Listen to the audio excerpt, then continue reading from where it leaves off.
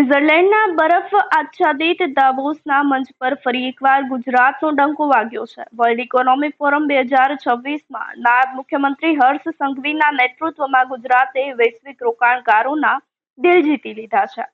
58થી વધુ ઉચ્ચ સ્તરીય બેઠકો અને ભાવિ ઉદ્યોગો માટે સચોટ વિઝન રજૂ કરી અને ગુજરાતે સાબિત કર્યું છે કે તે રોકાણ માટે વિશ્વનું સૌથી સુરક્ષિત અને વિશ્વાસપાત્ર સરનામું છે. દાવોસમાં ગુજરાતનું વર્ચસ્વ. સ્વિટ્ઝરલેન્ડના દાવોસમાં યોજાયેલી વર્લ્ડ ઇકોનોમિક ફોરમની વાર્ષિક બેઠકમાં ગુજરાત એક આર્થિક શક્તિ તરીકે ઉભરી આવ્યું છે. ડેપ્યુટી સીએમ હર્ષ સંઘવીના નેતૃત્વમાં ગયેલા પ્રતિનિધિ મંડળે 19 થી 23 જાન્યુઆરી દરમિયાન વિશ્વના માધાતા સીઈઓ અને ચેરપર્સન સાથે 58થી વધુ મહત્વની બેઠકો આયોજિત કરી હતી. આ બેઠકનો મુખ્ય ઉદ્દેશ્ય ગુજરાતને ભારતના સૌથી વિશ્વસનીય અને પ્રગતિશીલ રાજ્ય તરીકે વિશ્વ ફલક પર મૂકવાનો હતો.